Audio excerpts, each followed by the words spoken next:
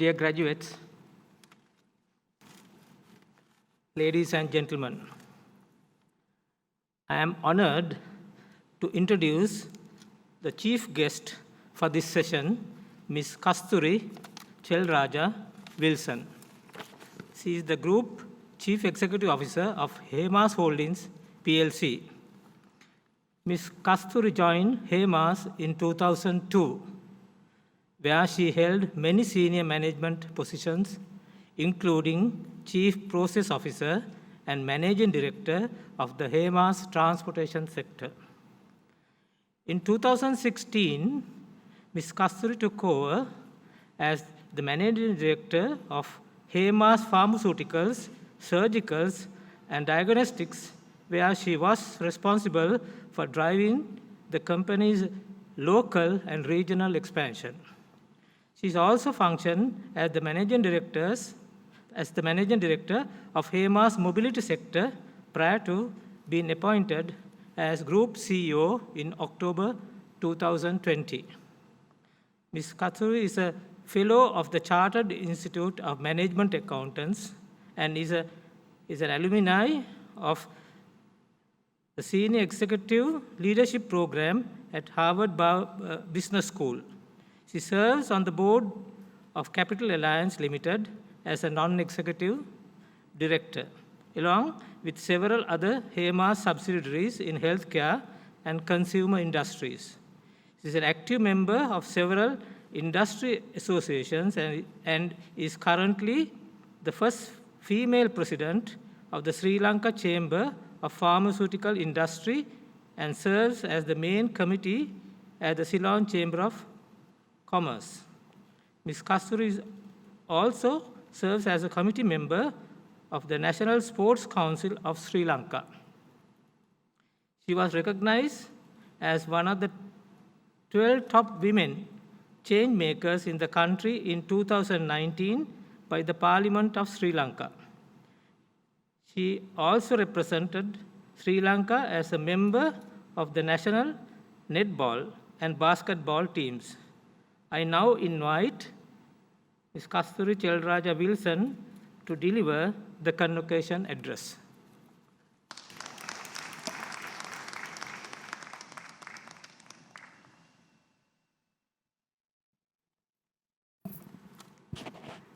Thank you, Chancellor, for that introduction. Chancellor, Vice Chancellor, distinguished academic, the faculty here. And I am told the parents out there, shout out to you. I'm sure all of you all are proud because I know a couple of years back when I saw my sons graduate, I had tears and I cried more than with them. So I know what they feel. And to all of you, young graduates, congratulations to you. And the winners of the prizes, and I think Prarami, I saw you coming up and collecting yours. Congratulations. Today is a momentous occasion for all of you. And I am very grateful that you all have invited me.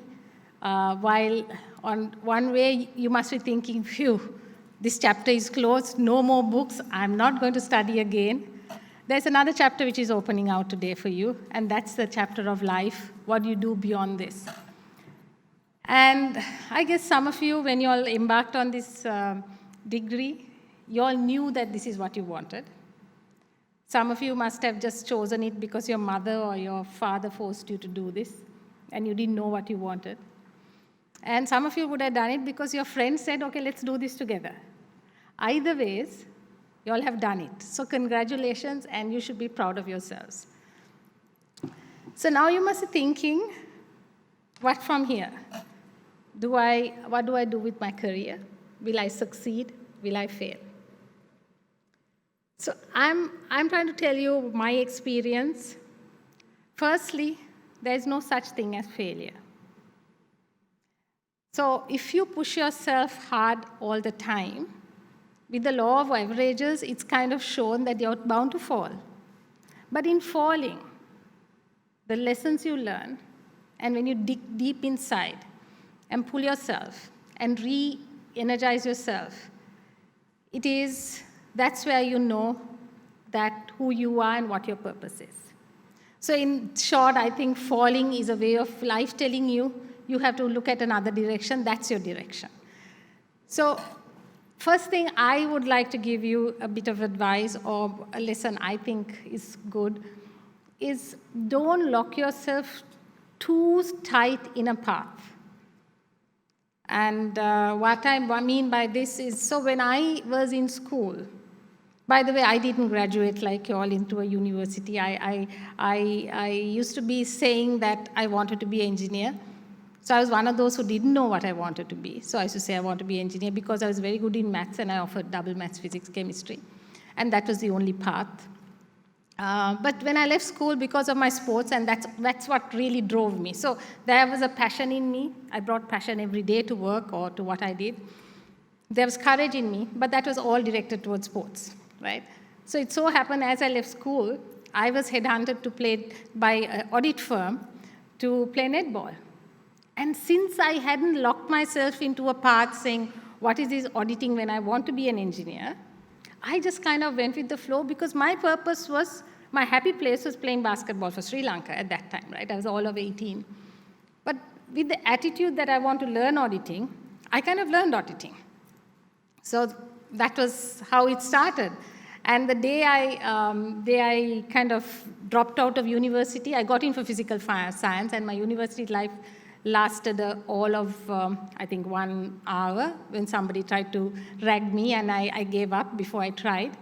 I walked home. But on the way back home, I thought I need to do something else. I had to qualify in something else. That's why I had the conversation to become an accountant with my boss, because I owed it to my parents. So what I'm saying is sometimes when it doesn't work, there's always, you have to look for alternative.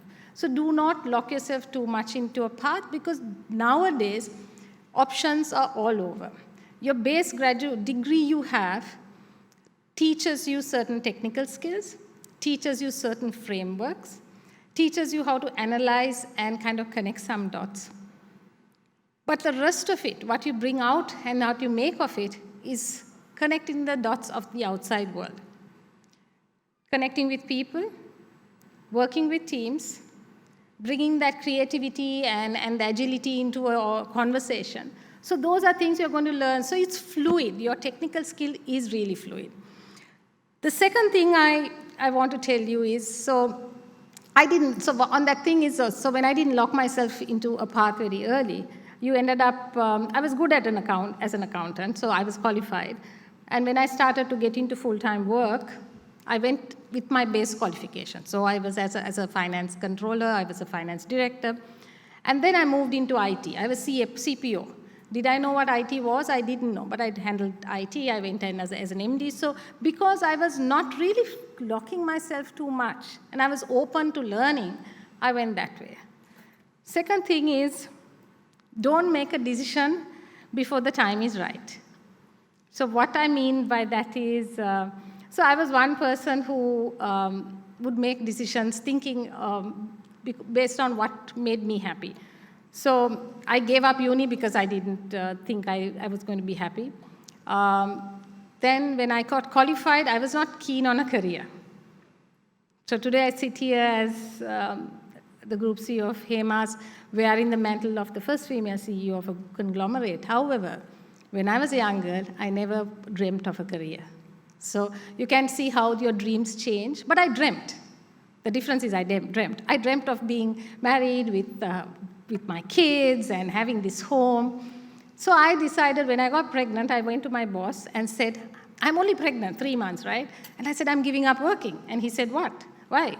And I said, look, I'm going to be a mom, I'm going to give up working. So I tried to make the decision before the time was right. Luckily, I had a wise boss who told me, Kasturi, don't be silly, we'll find a way. You can work part-time, you can work from home. And because I had that conversation, I made it work. He made it work, and it worked for me because I loved it. I could be the mom I wanted to be. I was working from home. This is like talking 28, 30 years ago, right? And it worked. So don't make decisions without having conversations.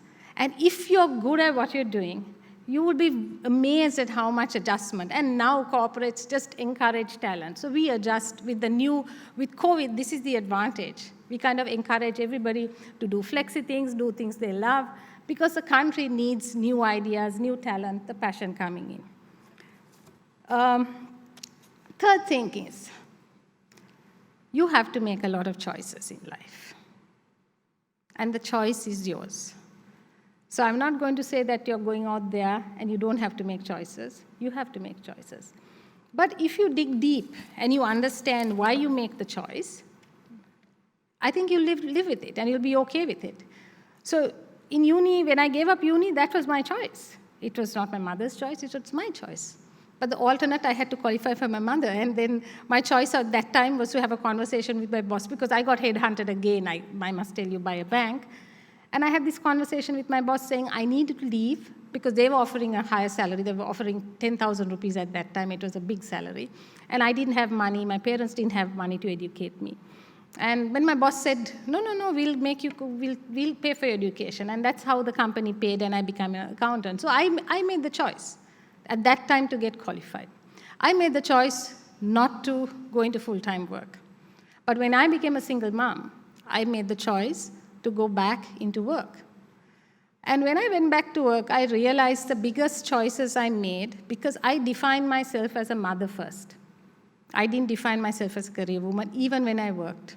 Now I define myself as a career woman because my kids are big and they don't need me really, they're overseas, and I need something else to define myself by. So, but for the longest of time, I'll say I'm a mom and my kids come first, right? And by saying that, when you're sitting at work, there are days I had to take a choice not to be at home when my children needed me, and I had to be at work. But the choice was mine. And same way, there were days I wouldn't be at a board meeting because my kids came first at that point. They needed me more. So that choice was mine. So over time, you develop a moral compass. You develop an ability in your heart to dig deep, and you make the choice. And you make the choice for yourself. You don't make the choice because somebody else expects you to make that choice. You need to make it because, end of the day, we live with the choices we make. Nobody else. The other lesson is, you think you all have finished your student life. Well, the bad news, you are a lifelong student. So remember, learning never stops. And I learned it, and I loved it. And I came with the attitude of, you get qualified, so I did my CIMA. Do not touch another book, because I didn't like studying, and I didn't like holding a book. I enjoyed the learning. I didn't like the fact of an exam. So it was like, close the books, do not touch it, go back to work. But you know, when I went into full-time work, I got a first job at Aramex as a financial controller. And I needed to learn consolidation and tax, UK tax, because it was an Arab company. And I went and did ACCA, not for the qualification. I did it only to learn the tax because they were very good at that. And I wanted to learn consolidation again. So I did it for learning. Each time I changed my role, when I mean, you heard that I went into pharmaceuticals, logistics. I didn't rock into it and think I'm going to learn it. I did a lot of hard work. I did a lot of work of learning. You have access to knowledge, right? You speak to people. It's not a shame to say you don't know. Of late, we have been working with Boston Consulting Group at Hemas. I've onboarded them to help me to restructure and strategize a bit.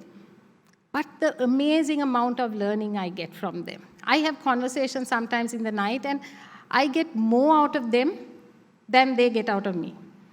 And I was surprised when the younger teams, I was getting resistance that they were saying, look, you have to give answers. You know, what are they trying to teach us? And I was telling the young people, leave your ideas aside, just open your knowledge and absorb what's been told. It's amazing what you can learn. So life is a lifelong journey. Pharmaceuticals, I learned what chemical entities were, I learned what molecules were. And if you put your mind to it, you can. But the thing is, you can't go into a new role or something you're given without researching, without learning, without understanding what best in class means. So it's a lifelong learning. And when I went to Harvard, I was in my late 40s. And I had to commit a year of my life to go up and down into Harvard. And I was first scared. Right? And I thought, okay, when my boss told me this, at least the board told me this, I said, look, I don't know. I'm not sure. Is I had to leave my mom alone for 1 month at a stretch. Can that work? And that's for the whole year. I keep going 4 times. But they said, look, we think you need to go. And I realized it. I needed to equip myself with tools to handle the board. I struggled at that point to handle the board in terms of conversation. I couldn't relate to what they were thinking, and they couldn't relate to the way I was delivering stuff. So I had to do this. And what did I do? I got myself a speed reading teacher. So the first thing I knew is I'm not going to read 150 case studies without having depression. So I got this speed reading teacher who came and taught me in one day. And it was amazing. I equipped myself, and I went there. And so somebody would have told, you're too old to start and learn, but I did learn, and I enjoyed it. And in fact, I delivered my class speech in Harvard, and that was a proud moment for my kids. They said, Amma, you did it. I mean, you're became the top in that class. I said, yeah, I was shocked myself, but yeah.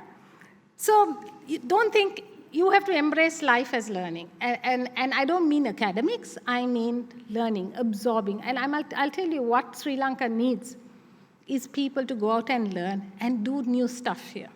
Why is our economy like this? It's because we're doing the same old thing, the same old way, and expecting different answers. It doesn't work that way. So why do you think I got BCG? Because I needed to unlock new thinking.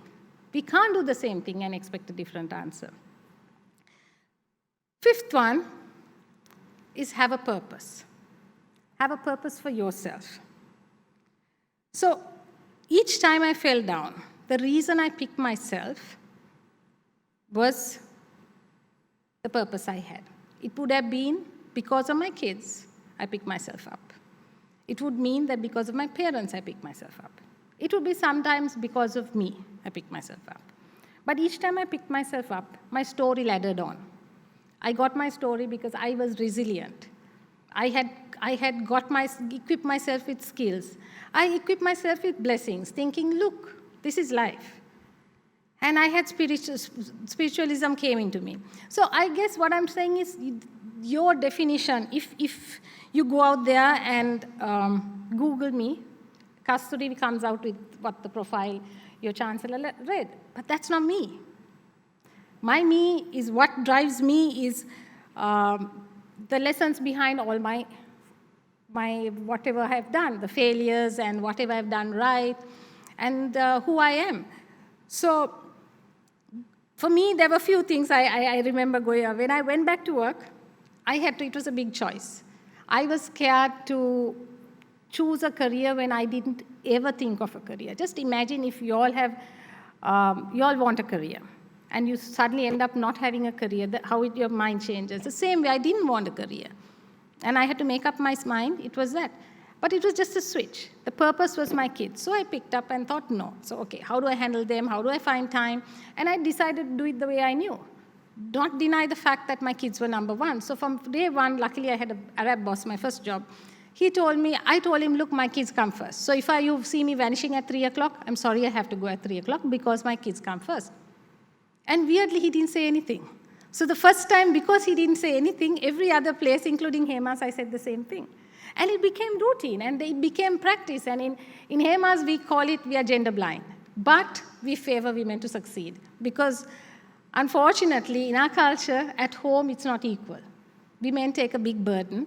And when you young girls grow up, I'm sure you would be wanting to be the mothers and the wives and taking care of the family. And we don't know about any other way than what we see culturally. And sometimes you don't want any other way. But you need support. That's why corporates sometimes have to be like this. So find what your purpose is and hold true to it. So one time, I walked out of a job. So when I left Aramex, I joined another company. I lasted for 1 year. And there, on a value system, I didn't agree. And remember, that time I was beginning my career. I had 2 kids. But I didn't like the way they handled one thing. I told my boss, who was a finance director, I walked into the owner's office, and I told him, I was not born with a silver spoon. And I'm appalled that I ever said that. If I can die now, I'll die. But I had told him that. And I told him that I use my career to get what I want, and I have asked you this. I have not lied. So I didn't like the way you handled this issue because of that. When you all don't confirm me, I'll walk off in 6 months' time when my 1 year is up. I said, I'm not willing to stay. And when the 1 year was up, they gave me my papers to stay for 3 more years. I didn't. I just walked out without a job. And I don't know whether I'll do that again, but I did that because that was my purpose, that my value system didn't allow me to stay there. And within a week, I really got HEMAS within a week, and that was like a weird God's intervention, I guess, because 1 month ago I had gone for an interview to HEMAS, and somehow I came across as too strong, too straight, and definitely won't fit into HEMAS. So I was rejected there, and within a week, somehow I had got it anyways. So that's what I mean. You have a purpose in life, and you need a network. So in school, you would have created a network. I see all of you all, the young men, wearing your school ties with pride, and I'm sure you all have a network in school as well. At SLIT, you have a network. Within your friends, you have a network, and your family is there. When you go into the company, you have a network. And I needed a network to bring up my kids. I needed my network so that I could bring my A game to work all the time, or to hold me up when I couldn't. So my friends, for my domestics who looked after my kids, for my driver, to my parents, to my bosses. So remember, you can't do it alone. Nobody can do it alone. Reach out, have the conversation. When you all get young couples, when you all get married, the best tool I would advise for my mistakes, have conversations. Do not leave things unsaid. The power of communicating is important, and power of a network is absolutely important. And finally, be your own unique self. Don't be somebody else. And it's easy for me to tell this, but I can tell you it's not easy. So each time, leaving the personal side of me aside, each time I had to take a role, I was taking somebody else's role, right? When I took the CIO's role, it was an Indian CIO who was a technical guy. Now imagine me, who is an accountant, who doesn't know one end of the computer to the other, is going as a CIO. And my boss told me one thing, Kasturi, don't own it the way Manoj owned it. Own it the way you know how to own it. So that kind of gave me confidence. He said, don't ask technical questions, ask business questions. So I did that. So like that, each role I went through this. But most recently, which is most relevant, and for a moment, I really didn't listen to my heart and soul and be myself. So my predecessor, Stephen, was from a finance background. He was an investment banker from a PE side of his fund manager. And what he was really good at was managing the investors. So you have investor roadshows and funds, and you have Kasturi pole opposite. I am straight, I am not one of those frilly conversation people. And added to it, the chairman said, Kasturi, you must watch Stephen. He does this very well, so you must learn from him. So when I went on roadshows, I went for one roadshow with him overseas, and I was watching his investors' conversation. So we had like 5 meetings, and I watched 3 of it, and the last 2 I had to do. And weirdly, I kind of mimicked him on the last 2. And when I finished that meeting, I was like, I sounded like the female version of Stephen, talking the same language, telling the things he would say. And it upset me a lot because I didn't think that I could own that space the way he owned it. But I was hearing Kasturi learn from Stephen. So it took a lot of soul searching, and I came back. And when I became CEO, I was very, very upset. But I thought, look, I'm going to try and own it the way I did. And one thing the investors had to learn, understand who I was as a person, where I came from, so that they don't expect me to own that space that way. And, funnily, I am doing better at owning it the way I own it and talking the way I know to talk about the numbers and the strategy versus trying to be what Stephen did. So what I'm trying to tell you is, look, you are all unique. Dig deep and understand what you're good at. Dig deep and see what your soul is. So for me, personally, what drives me? Children are a big part of my life. So that's part of myself. God is a big part of my life. Doing kind deeds, playing it forward is a big part of my life, which I'm not shy about. Exercise is a big part of my life. And challenges on work. So I wouldn't be coming to work if there are no challenges. I look at challenges in a way of that I thrive in it because you have to find a solution. You have to win in it. So that's something very part of me. So find your unique self, because I think underneath all of you, there's a light. That inner light switch is where you have to find and turn it on. So when you're leaving SLIT, you'll be anxious, right? And you'll be either dipping your toes or you'll be diving straight in to something.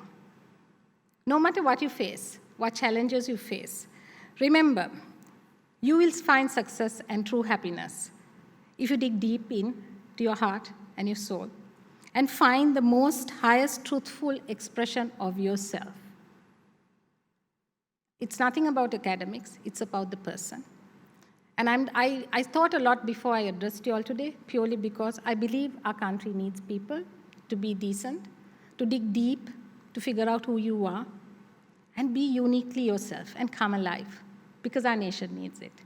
And I'm a personal believer in unity. I'm a believer in growing our country. If not, I wouldn't be still staying in this country. While you're lifting yourself, lift the people around you. Because it's no point in having all of us in a well and getting one person to go out and the rest in. You're not going to do anything alone out there. Lift everybody around you. The greatest joy I get is if I see my team succeeding. So you need to go out there and try and do that. Finally, I am reading this because I saw this quote over the weekend and I thought of you all. Howard Thurman's said, "Don't ask yourself what the world needs. Ask yourself what makes you feel alive. Figure out the light inside of you and bring out the best version of you and feel alive." And honestly, I do it because I think the country needs all of you all. You all are the bright kids here. You all are our future. And the future has a name, it's hope, and it's all of you all. So congratulations, all of you all. I wish all of you all good luck, and I'm sure I'll cross your path someday. And in the journey, don't forget, life has to be enjoyed, feel fulfilled, and if the career is what you want, go ahead and chase it. Thank you.